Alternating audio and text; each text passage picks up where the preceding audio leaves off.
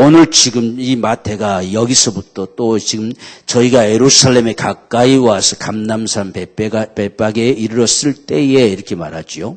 그러니까 사건이 이제 바꾸어지는 거지요. 지금 주님께서 한 가지의 일을 처리하시고 그다음에 이제 다른 곳으로 벳바게로 가가지고 거기서 두 제자들을 보내면서 말씀을 하신 겁니다. 가가지고 이 맞은편 마을로 가면 나귀와 나귀 새끼가 함께 있는 것을 보게 될 것이다. 그때 그곳에 가서 그 끌고 오니라. 남의 건데 어떻게 갑자기 끌고 오라고 말하느냐. 그런데 만약에 왜 끌고 가냐라고 누가 물으면 주가 쓰시겠다고 하라 이렇게 했어요. 그러면 줄 것이다. 이렇게 지금 말씀했습니다. 이 한마디가 이 21장 전체에 흘러갑니다. 지금 이 21장에는 6가지 이야기가 이렇게 돼 있어요. 우리가 이야기 달락 보면 6가지 이야기가 지금 쭉 이렇게 전개되면서 이야기가 되는데 지금 이 마태는 이런 이야기들을 하나하나 진행을 시켜가면서 그가 누구시냐. 오늘 읽은 여기 10절의 말씀처럼 예루살렘은 이 예수를 보고 소동했어요. 왜 소동했느냐? 지금 분명히 성경에 보면 이 나귀 새끼를 타고 온 자가 있을 것이다. 그게 왕 되신 자가 그렇게 할 것이다. 이 예언의 말씀이 있습니다. 그런데 지금 이분이 타고 오고 계셔요. 이분이 타고 지금 예루살렘으로 들어오고 계십니다. 그리고 사람들은 호산나 외치면서 막 온 소동을 일으키고 오는 거지요. 이 사실을 목격하고 지금 예루살렘은 소동한지라. 가로되 이가 누구냐 하는 겁니다. 이는 누구뇨? 도대체 누구길래 그가 나귀 새끼를 타고 들어오느냐? 누구길래 모든 사람들 온 무리들은 호산나 외치면서 저렇게 함성을 지르면서 오느냐? 누구냐 하는 문제지요.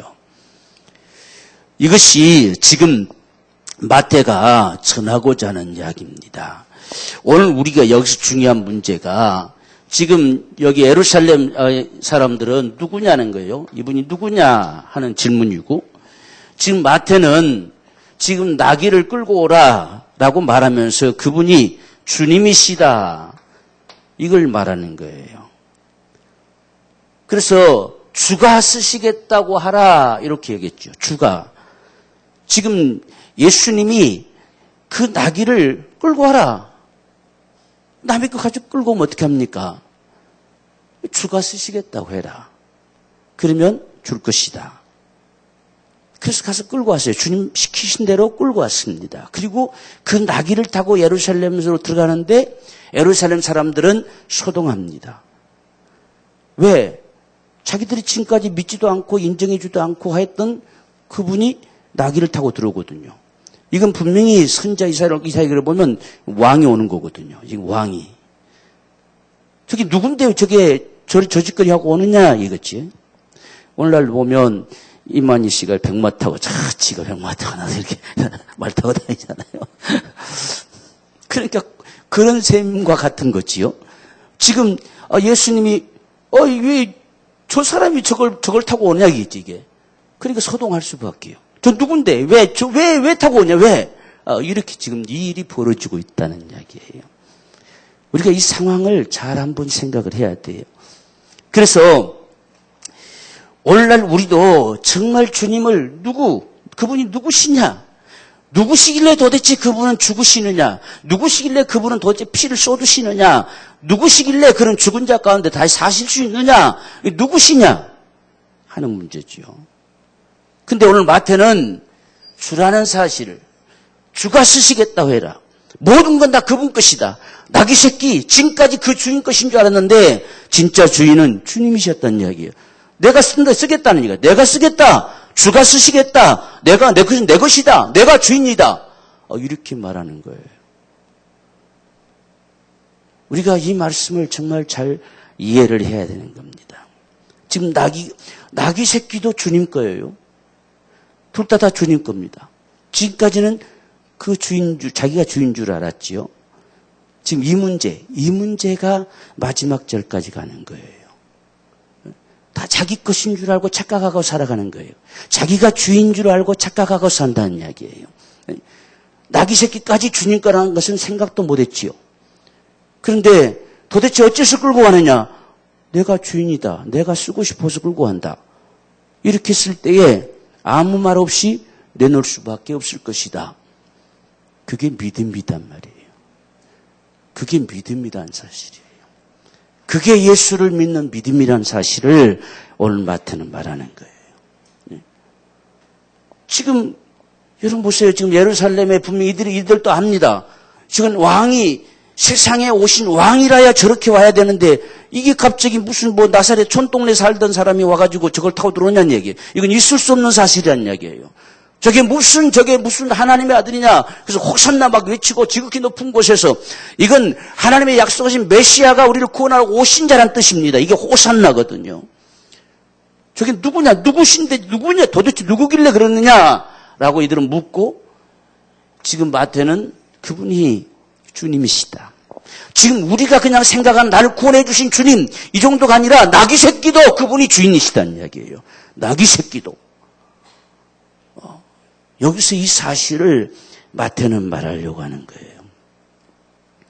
우리는 주님 할 때 나 구원해 주신 주님만 생각하잖아요. 그렇죠? 나를 구원해 주신 주님. 그래서 다 주님으로 믿는데요. 다 주님으로 믿는다 합니다. 근데 오늘 지금 마태는 나귀 새끼도 주님 거란 이야기예요. 나귀 새끼의 주인도 그 주인이 주인이 아니고 주님이 주인이시다. 이걸 지금 밝혀놓고 있어요. 자, 그렇게 하면서 이제 그 소동하는 성전에 들어가가지고 모든 장사꾼들 다 쫓아내요. 여기 지금 성전 안에 장사가 왜 필요하냐면 이 성전세 때문에 그래요. 성전세, 속전. 이것을 꼭 그 반세겔씩 내라 했다고 해가지고 그 반세겔, 성전세 반, 또 속전 반 하니까 그냥 한 세겔 내면 되잖아요. 근데 꼭 그걸 바꿔서 반세겔씩 내게 해요. 그러니까 그걸 믿기로 해서 돈을 바꿔주는 사람들은 수수료 떼고. 그러니까 이 한 세겔을, 두 세겔을 가지고 가야 반세겔 낼 수 있어요. 한 세겔 가지고는 반이 안 돼요. 왜? 수수료 떼고 반을 바꿔야 되니까. 그러니까 참 우스꽝스러운 일을 하고 있는 거지요. 이게 내나 이제 대상들이나 이들이 다 같이 결탁해가지고 그렇게 하고 있는 겁니다. 그래서 지금 이 성전에 돈 바꾸는 자 이런 말 나오잖아요. 돈 바꿔주는 자에 바꿔주고 수수료 이렇게 받고 하는 이런 사람들. 우리가 흔히 시장통 같은 데도 이게 그 잔돈 바꿔주고 뭐 얼마씩 떼는 게 있잖아요. 이런 식으로 돈 바꿔주는 사람들. 이들을 다 쫓아냈어요. 다 쫓아내면서 여기서 말씀하면서 뭐라고 말했냐면 우리가 13절을 보면요. 저희에게 이르시되 기록된 바 내 집은 이렇습니다. 내 집은 기도하는 집이다. 이렇게 말해요. 지금 여기서 보면 이 나귀 정말 감히 생각할 수 없는 이 부분 나귀 새끼도 내 것이다. 주가 쓰시겠다고 한다. 근데 이번에는 이 성전이 내 집이라는 이야기예요. 내 집. 이게 내 집이다. 그러니까 대상들이 이들이 용납이 안 되지요. 내 집은 그랬어요. 이게 성전이 내 집이에요. 그래서 지금 이 마태가 지금 하나하나 지금 더해가면서 그분이 도대체 어떤 분이신지, 그분이 과연 정말 주님이신지, 주님이신 권세를 가지신 자이신지 이 사실들을 쭉 증거하고 있다는 이야기예요. 그래서 지금 성전을 가리켜서 내 집은 기도하는 집이다. 내 집 가지고 어떻게 강도의 구례를 만들고 있냐. 누가 시켰냐는 이야기예요. 내 집인데 감히 어떤 자가 이 강도의 구례를 만들어 놨느냐. 이렇게 지금 외치는 거예요. 그러니까 이 듣는 사람들이 참 황당하겠죠. 내 집은 기도하는 집인데 어떤 놈이 장사치들을 끄집어들여서 이렇게 만들어놨냐. 누가 시켰냐. 누가 했냐. 그럼 지금까지는 대지상이 왕이지요.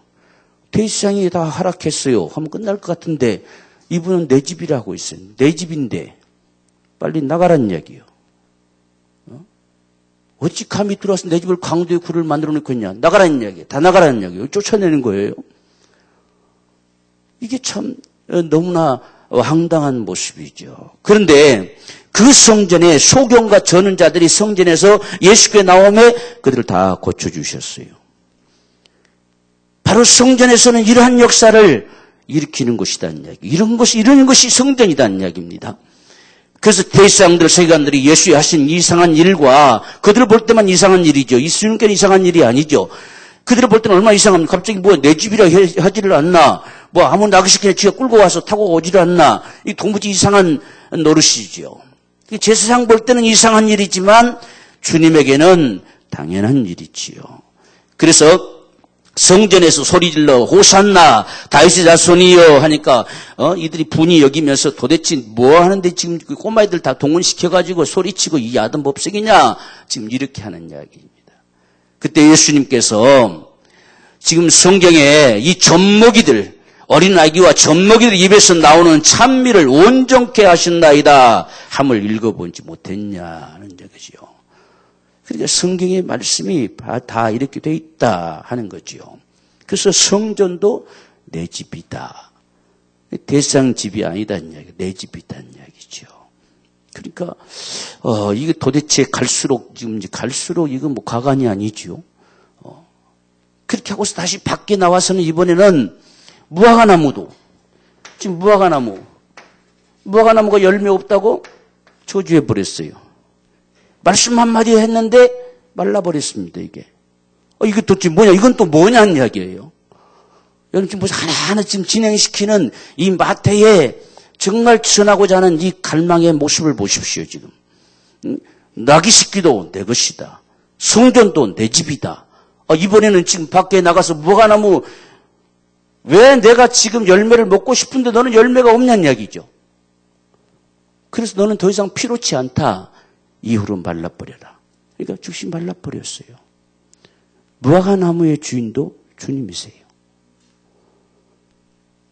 정말 우리가 무심코 우리는 지나쳐버린 그냥 나를 구원해 주신 주님이라고만 우리는 국한시켜버린 이것을 마태는 완전히 깨뜨려버리고 있는 거예요. 그래서 지금 밖에 나갔는데 무화과나무 제자들도 이건 전혀 상상하지 못했죠. 감히 무화과나무 말라버릴 줄, 그 말 한마디에 그냥 그대로 말라버릴 줄 생각도 못했던 사실입니다. 그런데 말라버렸어요. 이거 어떻게 된 겁니까? 라고 이렇게 묻지요. 그러니까 이건 너희 안에 이 믿음만 있으면 너희도 이런 일을 할 수 있을 것이다. 그게 주님이에요. 그러니까 무화과나무의 주인도 주님이시다 라고 하는 사실을 오늘 저와 여러분들에게 말씀하는 거예요. 그래서 너희가 무엇이든지 기도할 때 믿고 구하는 것은 다 받으리라. 내가 준다 하는 이야기죠. 내가 준다. 너희 입의 말에 그 응답을 내가 준다. 이렇게 말씀하는 거예요. 지금 보세요. 다 지금 주님 거예요. 여러분들은 여기 수용할 수 있겠습니까? 이게 우리 돼야 된다는 이야기죠.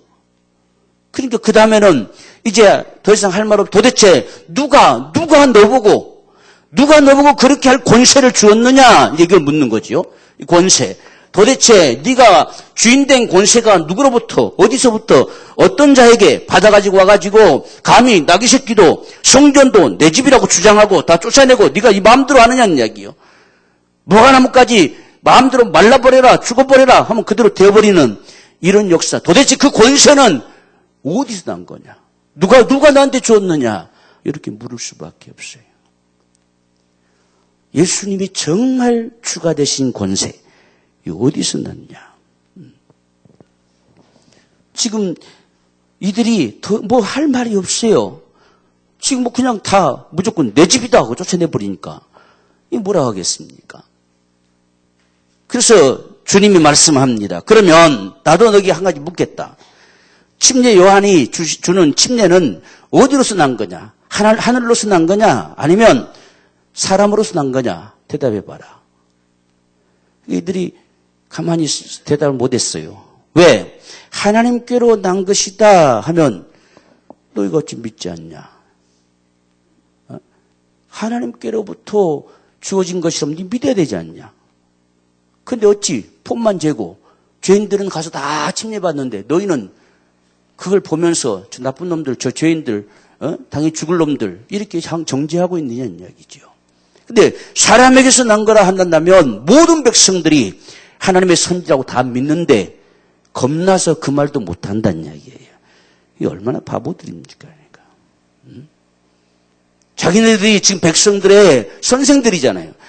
백성들의 지도자들이잖아요. 자기들의 말 한마디 저들은 따라올 것이잖아요. 그런데 얼마나 그들이 억지 소리를 할 수밖에 없기에 백성들 앞에 겁내냐는 이야기죠. 맞아 죽을까 봐 겁내는 거지요. 바로 이런 모습. 그래서 모릅니다 그랬어요. 나도 너에게 말하지 않겠다 그랬어요. 오늘 우리는 예수님의 주인된 권세가 어디서부터 났다고 생각합니까? 그분은 권세로서 난 게 아니고 그분이 처음부터 그분은 주님이세요. 누구한테 받은 게 아니에요. 그건 하나님이 전능자가 육신을 입고 세상에 육신으로 되어서 세상에 오신 그분이세요. 오시리라 말씀하신 그리스도라는 이야기예요. 누구한테 받아서 주인 된 게 아니에요. 그분은 처음부터 주인이었어요. 침례 요한에게 침례를 주신 것도 그분이었어요. 침례 요한을 세상에 보내신 것도 그분이었다는 이야기예요. 그래서 이 권세는 누구로부터 얻은 것이냐, 어디서 난 것이냐, 난 게 아니라 처음부터 그분 거였어요. 그래서 우리가 주님이 가르쳐 주신 기도 마지막에도 그걸 고백하잖아요. 나라와 권세와 영광이 모두가 아버지 것이다는 이야기요. 다 아버지 것이에요. 오늘 우리는 정말 예수님을 정말 바로 믿어야 돼요. 확신하고 믿어야 돼요. 그분이 하나님이 친히 육신되어 세상에 오신 분이에요. 이게 믿어진다고 하는 것은 기적이에요. 기적. 그래서 예수님께서 이 베드로에게도 이를 알게 한 것은 하늘에 계신 내 아버지가 너에게 알게 한 것이다. 사람의 지식으로는 불가능하지요. 어떻게 하나님이 감히 사람 되어 오시느냐? 그게 가능하냐? 있을 수 없다고 생각하지요. 어떻게 우리가 똑같은 사람인데 그가 하나님이실 수 있느냐? 그런데 그게 믿어지는 게 그게 하나님께서 아버지께서 알게 하신 거지요. 그래서 지금 이렇게 지금 네 가지의 모습을 가지고 이 권세는 나도 말하지 않겠다 하는 거죠. 말해봐야 뭐 믿지도 않을 건데 말한다고 뭐 하겠어요. 나도 말하지 않는다. 더 이들은 정말 답답하겠지요. 뭐라고 한마디 해야 또 꼬투리를 잡을 텐데 말씀을 안 하신다는 말이죠. 나도 안 한다. 이렇게 하니까 이들은 긴가민가 할 거예요. 진짜일까? 아닐까? 더 이제 혼란스럽게 되는 거지요. 오늘 우리는 예수님은 그분이 창조주예요. 요한복음 1장에 보시면 그건 태초부터 계셨던 분이고 처음부터 계셨던 분이고 그로 말미암아 모든 만물이 지은 바 됐고 그가 없이는 된 것이 아무것도 없고 그 안에 오직 인생들을 살리는 생명이 있다는 이야기예요. 우리는 그 생명으로 살 자들입니다. 우리는 그분을 주라고 고백하는 거예요. 주. 처음부터 주님이셨어요. 내가 예수 믿고 난 다음에 주님 된 게 아니에요. 그분은 처음부터 우리는 주인을 몰라본 채 살아왔던 죄인들이었어요. 그분을 배신하고 그분을 떠나서 멸망의 길로 가던 자들이었다는 사실입니다. 근데 예수 그리스도의 구속의 은총을 우리가 보고 나니까 그분이 주님이신 것이 보인 거예요. 그래서 예수를 주라고 시인하는 겁니다. 예수 내 주님이십니다 라고 시인하는 거예요. 다시 돌이켜 온 거예요. 돌아선 거예요. 이게 오늘 우리 믿음이에요. 그래서 주라고 시인하라 하잖아요. 이분은 처음부터 주인이었다는 이야기입니다.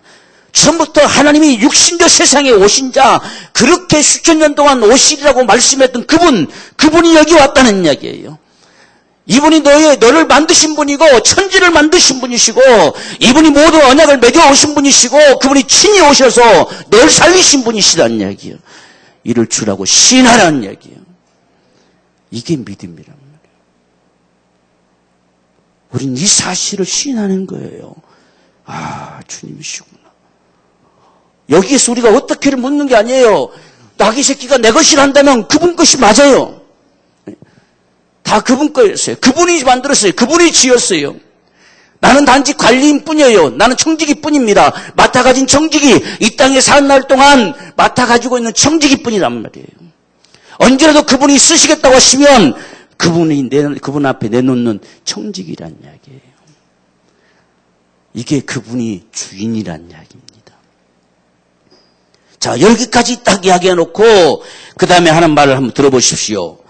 우리가 28절에 그러나 지금 내가 무슨 권세로 내가 이 일을 하는지 말하지 않겠다 하시고서는 그러나 너희 생각에는 어떠하뇨? 한번 생각해 보자 그 말이요. 너희 생각에는 과연 어떻게 생각하느냐? 이렇게 지금 묻는 거죠. 만약에 한 사람이 두 아들이 있는데 맏아들이에게 가서 이르되 예 오늘 포도원에 가서 일하라 하니까 예 아버지 가겠습니다 라고 해놓고는 안 갔어요. 둘째 놈한테 이야기했더니 싫습니다 하놓고는 그 다음에 가만히 생각하면 잘못했다고 해서 느껴졌거든요. 갔어요. 누가 아버지 뜻대로 했냐라고 묻는 거예요. 당연히 둘째가 되겠지요. 첫째는 말뿐인 인생이에요. 말로만 우리가 주라 한다고 주인이 되는 게 아니에요. 적어도 그분 앞에 우리가 순복할 수 있는 게 주인이에요. 그래서 한번 생각해보자는 이야기예요. 누가 과연 주인 생각해보자. 그래서 첫째 놈은 알겠습니다 해놓고는 들은 척도 안 합니다. 근데 둘째 놈은 싫습니다 했다가 가만히 돌이켜서 생각해보니까 잘못했어요. 돌아갔어요. 돌아가서 아버지가 시킨 대로 했어요. 오늘 우리의 신앙, 주님도 말씀하셨죠. 내가 입술로는 나더러 주여 주여 하지 마음은 내게서 멀다 이런 말씀하시잖아요. 지금 바로 똑같은 이 말씀을 합니다. 정말 그분이 주인이시다고 한다면 그분께로 돌아가야 된다는 이야기예요. 돌이켜서 그분의 말씀 앞에 순종해야 되는 겁니다. 그래서 한번 생각해보자. 우리는 주라고 믿고 있느냐 생각해보자. 지금 이 말입니다. 한번 생각해보자. 주님이 주인이면 내가 못 모르고 싫습니다 했다가도 돌아가는 게 그게 맞는 거예요. 그런데 앞에서는 알겠습니다 해놓고는 딴전 피우고 들은 척도 안 하고 이건 아니다는 이야기지요. 그래서 자 이걸 말씀해주고 또 다시 33절 보면 다시 한 비유를 들으라 라고 말씀하시면서 이번에는 강력하게 말씀하십니다. 한 집 주인이 계속 지금 주인입니다. 주인이 포도원을 만들고 산으로 두르고 거기 즙자는 구유를 파고 망대를 짓고 농부들에게 세를 주고 타국에 갔더니 있어요. 자 여기에 우리가 포도원이 나오잖아요. 지금 여러분 우리가 이 포도원 이렇게 하면 전부 다가 어떤 뭐 교회 뭐 이렇게 갖다 붙이려고 생각하면 안 돼요.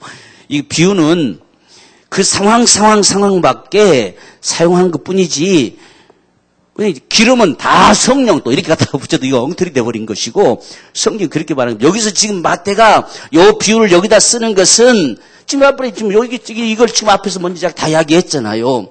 이 포도는 지금 우리 사는 세상과 같아요. 우리 사는 세상. 이 세상을 만드신 분이 그분이시다는 이야기예요. 우리에게 주신 것은 새로 주셨지, 우리 것이 아니라는 이야기예요. 새로 줬다는 이야기예요, 새로 주고 그분이 타국에 갔다는 이야기예요. 반드시 돌아올 거라는 이야기예요. 이걸 지금 말하고 있잖아요. 오늘 저와 여러분들은 다 새집 사는 거예요. 다 새집 사는 겁니다.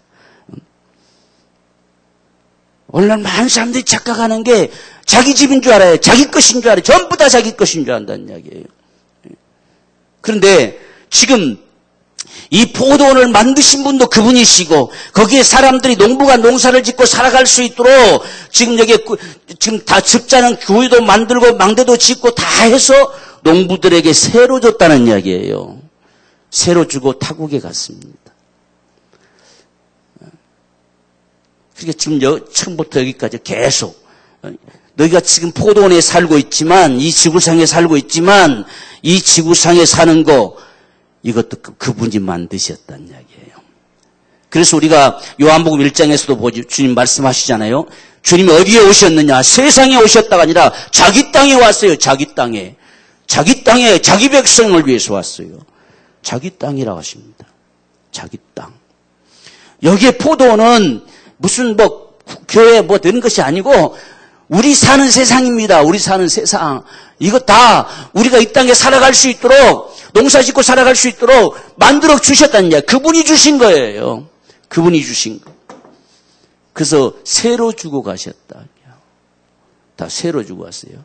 그 주님께서 청지기 비유 말씀드릴 때도 마찬가지잖아요. 다 우리에게 청지기 이 땅에 살 동안 가지고 살아갈 수 있도록 물질도 건강도 시간도 다 우리는 맡아 가진 청지기일 뿐이에요.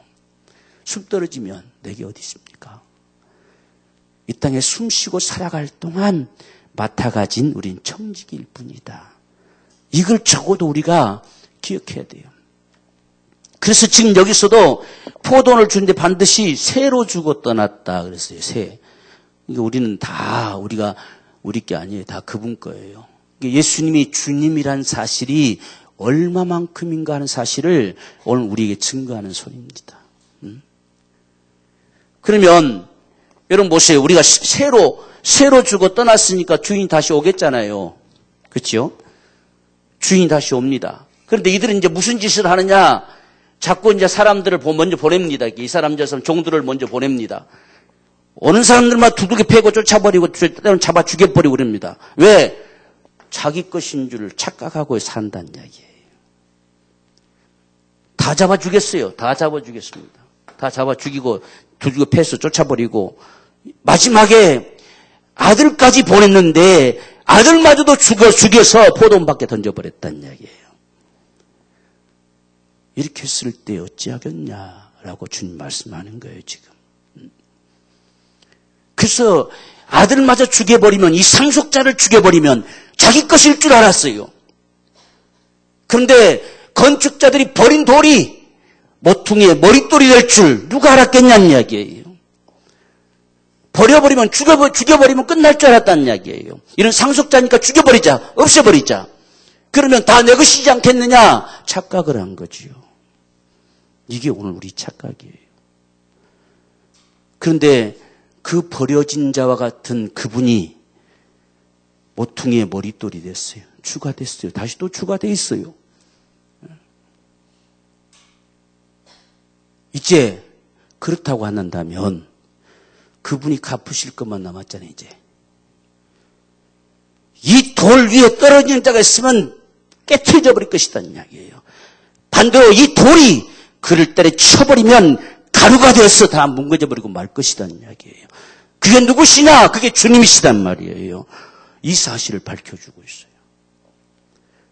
누가 감히 주님을 무시하고 주님을 내던져 버리고 누가 감히 주님 위에 주님을 떨어져서 주님을 짓밟겠다고 말할 자 있겠냐는 이야기예요.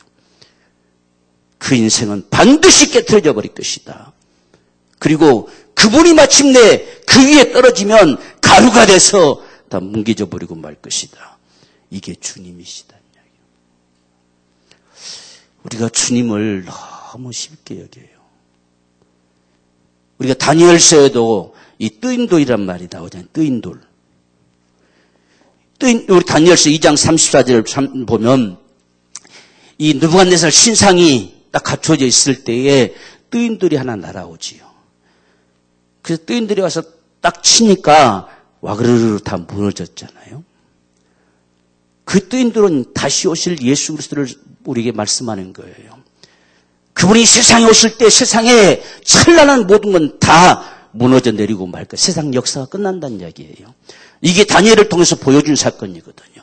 바로 여기서 지금 똑같이 주님, 너희가 버려버린 돌이 모퉁이의 머릿돌이 됐다. 이게 주님이시다. 바로 그 주님 앞에 대항하고 그 주님을 주님 앞에 뛰어드는 자가 있으면 깨져버릴 것이라는 이야기예요. 지금 이 이스라엘 백성들, 대제사장들, 지금 이들이 감히 주님 앞에 대항하고 주님을 무시하고 주님을 없이 여기고 그런 너희들은 철저하게 진멸할 것이라는 이야기예요.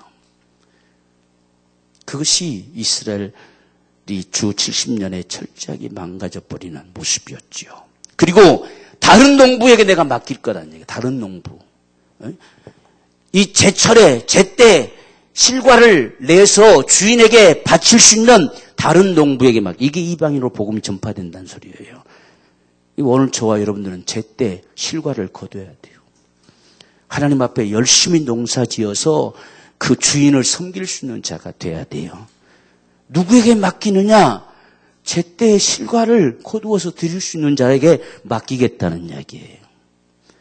그래서 유대인에게는 끝이 나고 이방인의 때로 흘러간 겁니다.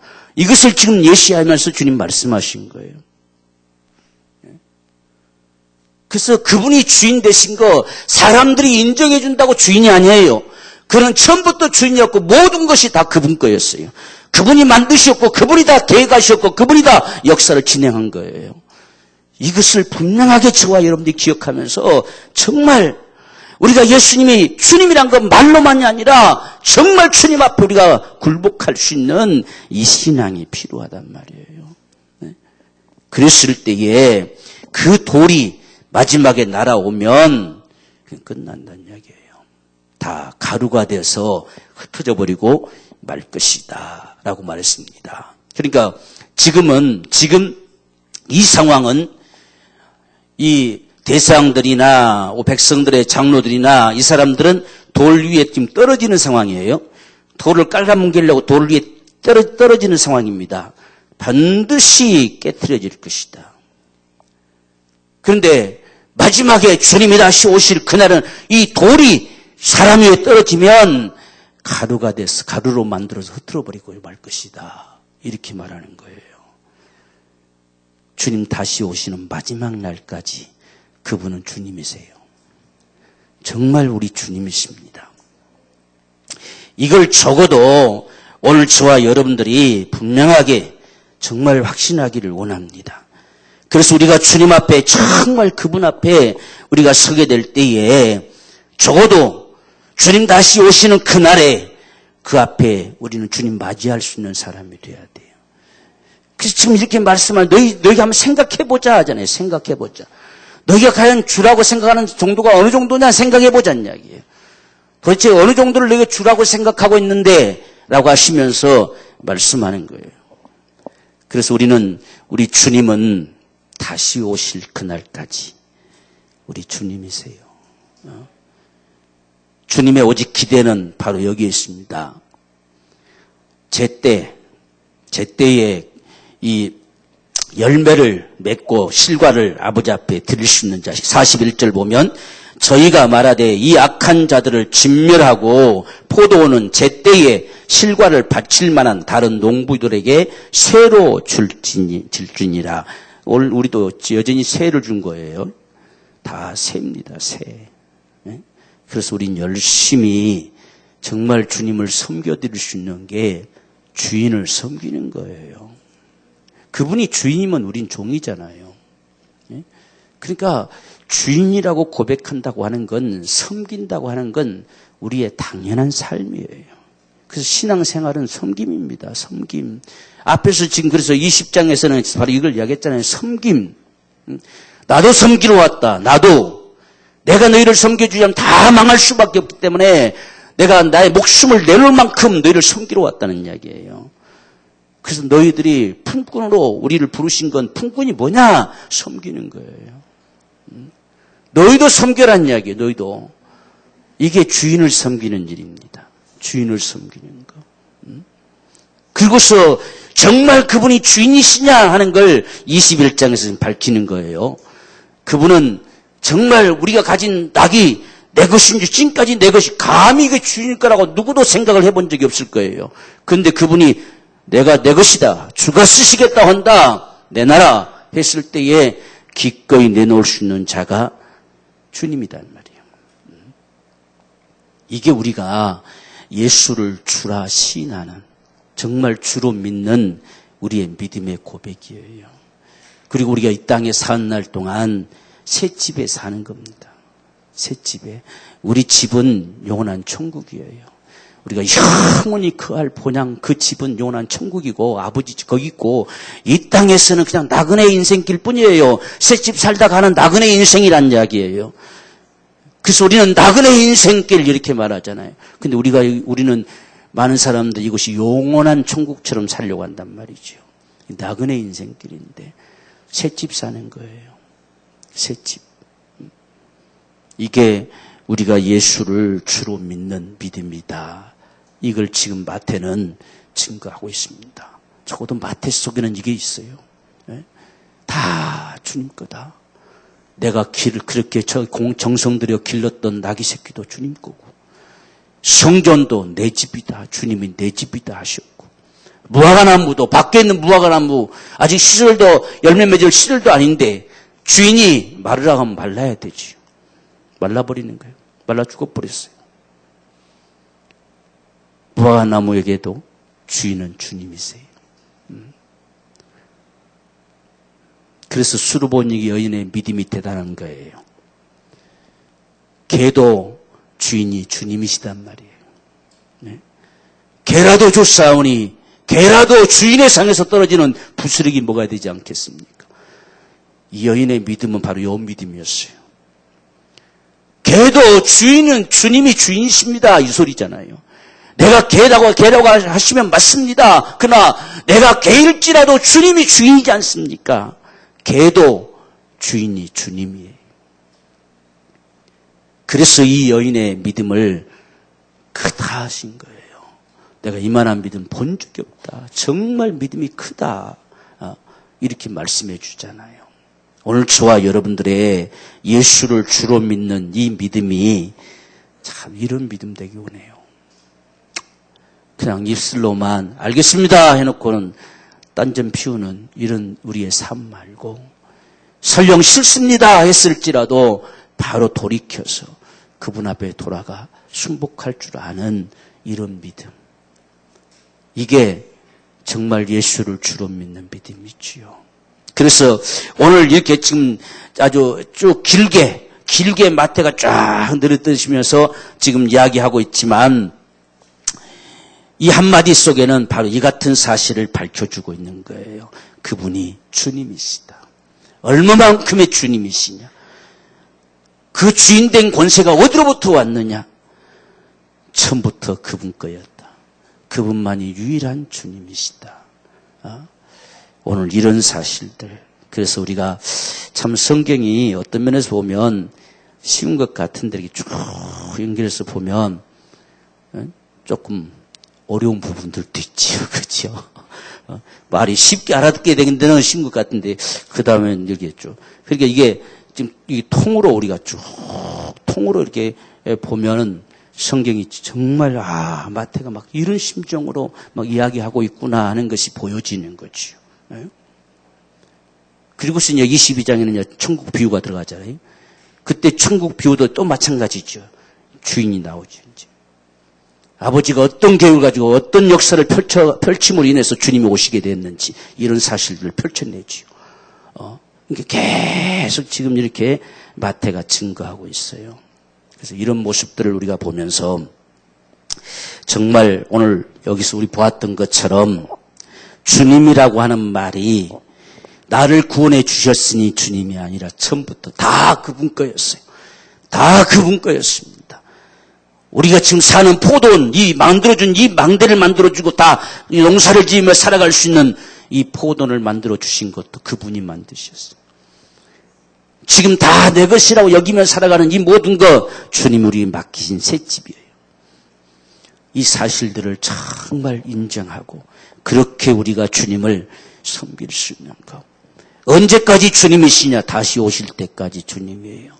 그래서 돌이 마침내 사람 위에 떨어지면 가루로 만들어서 흩어버리고 말 것이다. 그렇게 될 겁니다. 주님 다시 오시는 그날에는 다시 주어질 복음이 없어요. 주님 다시 오시는 그날은 정말 가루로 만들어버리듯이 그저 불못에 던져버리는 것밖에 없습니다. 이게 주님의 권세예요. 그래서 오늘 저와 여러분들은 이런 사실들을 정말 기억하면서 이제는 예수를 주라 고백할 때에 정말 나의 모든, 내 모든 것의 주님이시다. 다 주님이시다. 이런 사실들을 우리가 주님 앞에 시인하는 우리가 이런 신앙의 믿음, 이것이 진정 반석 위에 세워지는 모습이지요. 이런 주님, 그래서 주는 그리스도시요 살아계신 하나님의 아들이시니이다. 참 이런 고백들이 대단한 믿음의 고백입니다. 오늘 저와 여러분들 정말 우리 모두에게 예수께서 우리 주님이시기를 주님으로 축원합니다. 우리 기도하겠습니다. 우리 간절한 심정으로 정말 주님만이 영원히 내 주님으로 숨기며 오늘 우리가 살아갈 수 있는 우리 삶이 되기를 소망하면서 우리 간절한 심정으로 함께 기도하겠습니다. 주여! 살아계신 하나님 아버지 주님 은혜를 감사합니다. 우리가 예수를 주라고 수없이 고백해내고 있지만 그러나 우리는 이 정도까지 생각한 적이 별로 없습니다. 그저 우리를 구원해 주신 주님 정도로만 우리가 생각하는 것이 고작 우리의 생각이 아니었나 싶습니다. 하나님 아버지 이제 오늘 주의 말씀 앞에 주여 우리가 다시 한번 생각하며 돌이킵니다. 주님은 내 모든 것에 주님이 있습니다. 이 세상도 주님 것입니다. 아기 새끼도 주님 것입니다. 성전도 주님 거하실 초소입니다. 하나님 아버지 무화과나무도 다 주의 것입니다. 우리 사는 이 세상도 주의 것입니다. 오늘 우리는 주님의 셋집에 사는 자들입니다. 다시 오실 주님 주인을 기다리며 오늘 그 셋집에 사는 자들입니다. 하나님 아버지 정말 우리가 주님을 주로 모시고 살아갈 수 있는 우리 삶이 되기 원합니다. 말뿐이지 않기를 원합니다. 진심으로 주님을 주인으로 섬겨드릴 수 있는 복된 믿음의 삶이 되기를 소망하오니 하나님 아버지 도와주시고 은혜 베풀어 주옵소서.